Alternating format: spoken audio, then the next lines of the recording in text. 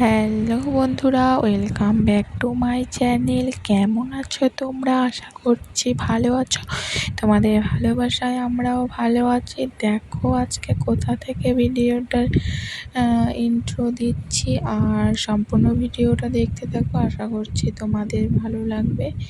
তো ভিডিওটা শুরু করছি। এটা হচ্ছে শুক্রবারের ভিডিও। তো এটাকে আমি শুক্রবারের ভিডিওটা সকাল থেকে শুরু করিনি, 10টার থেকে শুরু করলাম, কারণ আজকে মেয়ের স্কুল নেই। আর দেখো আমরা কোথায় যাব সবটাই তোমাদের সঙ্গে শেয়ার করব। তো ঘুম থেকে উঠে কিন্তু সমস্ত কাজ বাজ সেরে চাটা খেয়ে নিয়েছি। যেহেতু আজকে মেয়ের স্কুল নাই, সের জন্য কিন্তু আমার কাজটা অনেকটা কম। মেয়েকে সকালে বই টই পড়িয়ে দেখো মেহেন্দি পাতা বাটতে বসে গেছি, কারণ এই মেহেন্দি পাতাগুলো অনেক দিন ধরেই এনে রেখেছি, কিন্তু সময়ের অভাবে বাটাই হচ্ছিল না। তো দেখলাম কি অনেকটা মেহেন্দি পাতাই পচে গেছে। তো ভাবলাম চলো আজকে এটাকে বেটে নেই। তো দেখো এটাকে শিলনোড়াতে বেটে নিয়েছি ভালো করে। এরপর কিন্তু মেয়েকে হাতে পরিয়ে দিব। তো দেখো মেয়েকে এই যে হাতে সুন্দর করে গোল গোল করে পরিয়ে দিচ্ছিলাম, আর আঙ্গুলে ঠাঙ্গুলে দিয়ে দিচ্ছিলাম।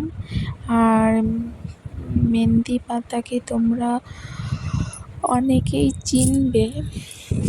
তো দেখো এদিকে কিন্তু মেয়ের হাতে দেওয়া কমপ্লিট হয়ে গেছে। তারপর যখন হাত ধুয়ে আসবে তখন পুরোটাই আলাদা রকম রং হয়ে গেছে। সবটাই তোমাদের সঙ্গে দেখাবো। তো দেখো এদিকে কিন্তু আমরা চলে যাচ্ছিলাম।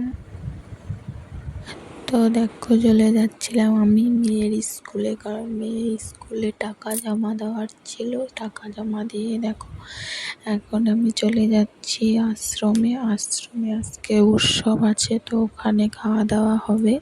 তার জন্য কিন্তু আমি বাড়িতে কোনো রান্না বান্না করিনি, শুধু ছেলে মেয়েদের জন্য রান্না করেছি। তো ছেলে মেয়েদেরকে খাইয়ে নিয়ে তারপরেই কিন্তু আমি রওনা দিয়েছি। আর ছেলে মেয়েদের আমি ডালিয়া রান্না করে দিয়েছিলাম, সেটাই ওরা খেয়েছে।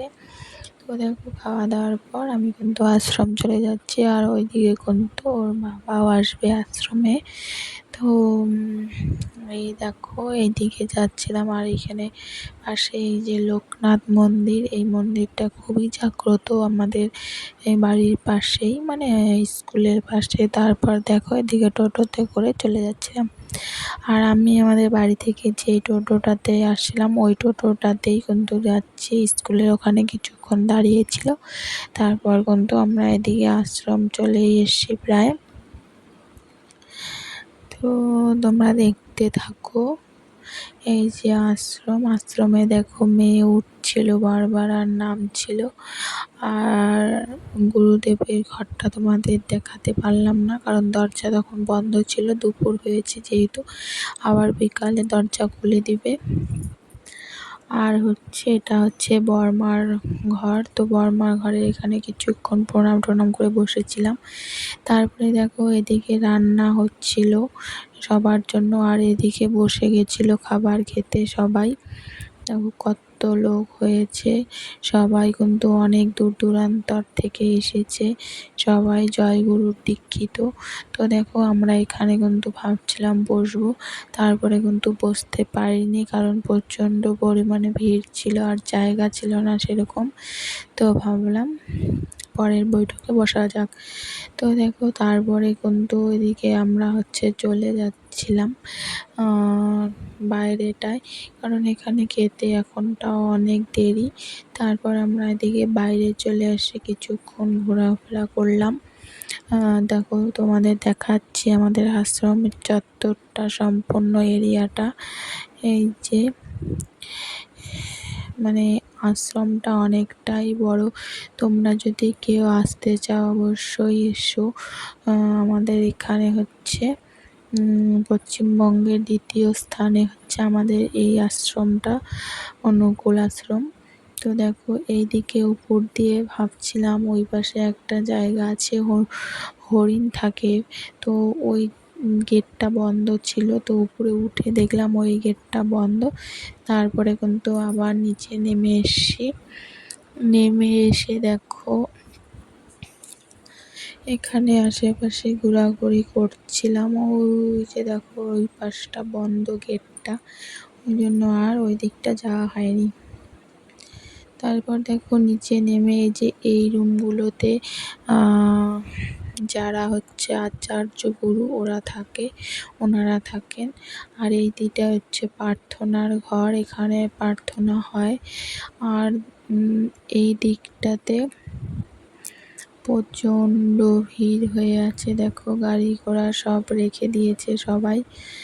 এই যে এই ঘরটাতে প্রার্থনার ঘর, এখানে সবাই প্রার্থনা মিটিং টিটিং সব রকম সব কিছু এখানেই হয়। তো আর এই সাইডটা ফুল বাগান, অনেক রকমের ফুল চাষ হয়, এখন একটু কম আছে কিন্তু অনেক রকমেরই ফুল চাষ হয় ওখানে। আর আশ্রমটা এখন নতুন করে আবার বানাচ্ছে, তার জন্যে এরকম লাগছে, কিন্তু আশ্রমটা কিন্তু অনেকটাই এরিয়া বড়।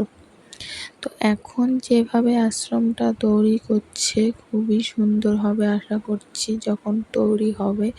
তো দেখো এদিকে এসে দেখছি কি মেয়ের দিদিমণিরা সবাই চলে এসছে। তারপরে কিন্তু আমরা এখানে আবার চলে আসছি, এসে কিন্তু লাইন দিয়ে দিয়েছি, কারণ লাইন না দিলে কিন্তু খাবার এখানে পাওয়া মুশকিল, প্রচণ্ড পরিমাণে ভিড় হয়ে গেছিলো। তো দেখো সবাই খাচ্ছে, আমরা পিছনে দাঁড়িয়ে আছি বসবো জন্য। আর এদিকে কিন্তু ওনাদের খাওয়া হয়নি, তাতেই আমরা দাঁড়িয়ে আছি, কারণ না হলে কিন্তু বসতে পাবো না, ভিড়। তো কী করা যাবে, এইভাবেই খেতে হবে, কোনো উপায় নেই, ঠাকুরের প্রসাদ বলে কথা, তাই না? তো আমাদের কিন্তু আশ্রম থেকে নিমন্ত্রণ দেওয়া হয়েছিল, সেই জন্য গেছি আমরা, যেহেতু জয়গুরুর দীক্ষিত আর ইষ্টপিটি করি, তার জন্য কিন্তু আমরা এখানে চলে এসেছিলাম। আর এই দেখো এনারা খাচ্ছে, এনাদের পিছনেই আমরা দাঁড়িয়েছিলাম, এনারা উঠলেই আমরা বসবো। দেখতে পাচ্ছ কি পরিমাণে ভিড় হয়েছে। আর ছেলে তো প্রচণ্ড দুষ্টুমি করছিল, এদিকে দেখো। তারপরে কিন্তু খাওয়া দাওয়ার স্কিপ তোমাদের সঙ্গে শেয়ার করা হয়নি, তখন প্রচণ্ড কান্নাকাটি করছিল, ছেলে ওরকমভাবেই নিয়ে খাচ্ছিলাম। তারপরে দেখো এদিকে বাড়ি আসবোর জন্য টোটোতে উঠে পড়েছি।